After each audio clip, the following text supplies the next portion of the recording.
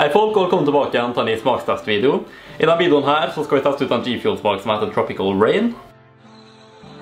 Ja, så per i dag så tror jeg ikke at den smaken her er inspirert av noen, men jeg lurer på om den har vært inspirert av Face Rain på et punkt. Utifra det jeg søkte opp så ser det sånn ut, jeg vet ikke om det er det ennå, og det står i hvert fall ikke Inspired by på boksen eller noe sånt, men jeg lurer på om den R-en i Rain er Face Rain sin logo, muligens. Det er i hvert fall noe som skiller seg ut med den. Men ja, Face Rain, han er jo litt her og der når det kommer til å være mentalt stabil i disse tider, så det kan være at ikke Face er assosiert med han på grunn av det, litt usikker der, jeg skal ikke kåpe meg på det her. Uansett, det her er en smak som innebærer kiwi, ananas, bringebær, ser det ut som blåbær, litt forskjellig. Det er det høres ut som da, et tropisk regn liksom.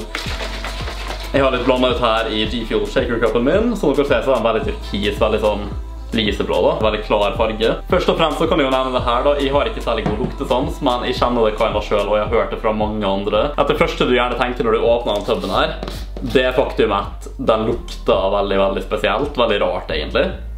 Ja, det lukter veldig søtt og merkelig, veldig sånn egen, spesiell type lukt, om vi må si det. Det er en veldig søt smak, og i likhet med lukta kan du si at den smaker veldig spesielt egentlig. Jeg vil si at den egentlig er ganske god, den er veldig kald og forfriskende. På en måte så kjenner jeg jo den tropiske blandingen der da, det er ikke lett å på en måte velge ut spesifikke ting den smaker, men det er definitivt en type tropisk kombinasjon da, som gir mening i forhold til navnet. Veldig søt, på noen måter så smaker den masse, og på andre måter så smaker det kinda bare som at noen har helt veldig masse sukker oppi vatten. Det er bare sånn vanlig vatten med sukker i liksom. Kinda litt rar ettersmak. Det er sånn, det her er typen smak som må bli vant til. Jeg tror ikke du kommer til å elske den med en gang du smaker den, den første sånn 3-4 ganger du drikker den. Men det er en type smak som vekst veldig på det da, så når du først liker den, så er den veldig god egentlig, sjukt forfriskende.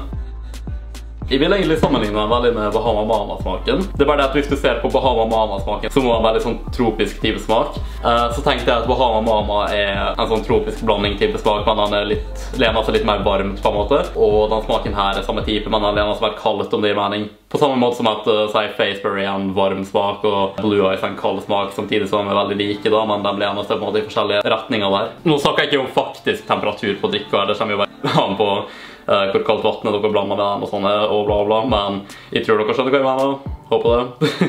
Mer sånn smakskategorien, om det er en kald eller varm kategori. Litt syrlig på noen måter. Veldig sprayende ettersmak. Hele munnen din blir liksom fylt av den her veldig unike type ettersmaken da. Jeg vil kanskje si at ettersmaken er ikke sånn den beste ettersmaken jeg har hatt akkurat, men den er ikke grusom heller. Jeg tror kanskje jeg ville rate den smaken her en 7 av 10 muligens. Vet du hva, det smaker kinda Gatorade egentlig, når jeg tenker meg om. Det blå Gatorade tror jeg kanskje jeg ville sagt at han kinda smak og sånn. Bare veldig tynn versjon av den kanskje. Ja, det er sånn at den smakte litt spesielt. Dette er også en type smak som definitivt må være veldig kald. Så pass på at dere har isbiter i, eller veldig kaldt vatten, eller hva det måtte være for å holde temperaturen kald som faen liksom. Fordi den spesielle smaken, den kommer liksom sterkere og sterkere fram jo mer lunken den blir. Og egentlig all G-Fuel smaker egentlig bare dritt når det er lunken, til at ikke hvorfor det bare smaker ganske ekkelt egentlig, med nesten alle smaker. Så hold det kaldt det poenget. Men noen smaker verre enn andre, og det her er definitivt en smak du vil drikke kald som faen. Jeg har ikke prøvd den smaken der med melk, og jeg lurer egentlig på om vi skal ta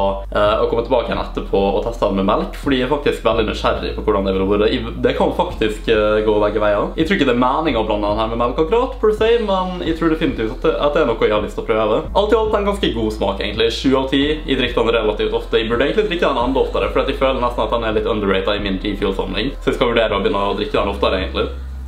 Ok, jeg er tilbake, det er nå en dag senere, og nå har jeg omsider skaffet meg litt Tropical Rain her, blandet med melk. Jeg skal bare riste litt rundt på den, sånn som man gjør. Ok, jeg er faktisk jævlig nysgjerrig på hvordan det kommer til å bli. Dette er virkelig hit or miss. Det kan seriøst gå begge veier. Det kan være jævlig ekkelt, eller det kan være kinda godt. Jeg håper og ser for meg at det kinda har litt sånn type viola-smak, på en måte, om det er mening.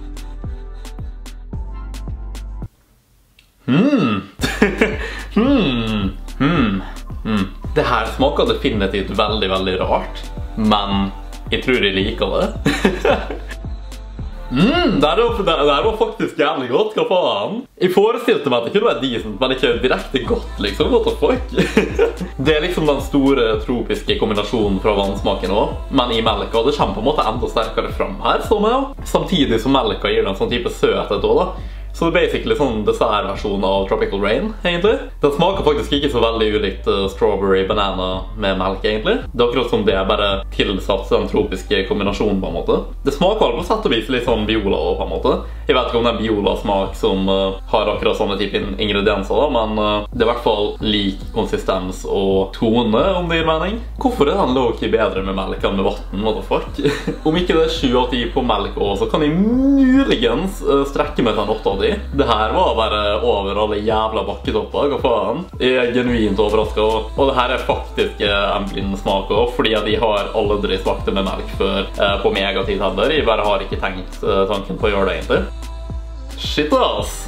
Ja, wow, det her kommer vi faktisk til å drikke i ny og ne, merker jeg nå. Vel, da er det i hvert fall en interessant smakskombinasjon å teste ut over de neste få dagene. Eller hvor lenge jeg kommer til å drikke det. Overraskende bra, blandet med melk, faktisk. Ok, så det der var G Fuel Tropical Rain alle sammen. Fortell meg gjerne hva dere synes om den i kommentarfeltet. Si gjerne hva dere har lyst til at vi skal teste ut på kanalen her. Om det så er G Fuel, snacks, andre typer drikke, eller hva enn det måtte være. Og så snakkes vi i neste stream eller video. Ha det bra!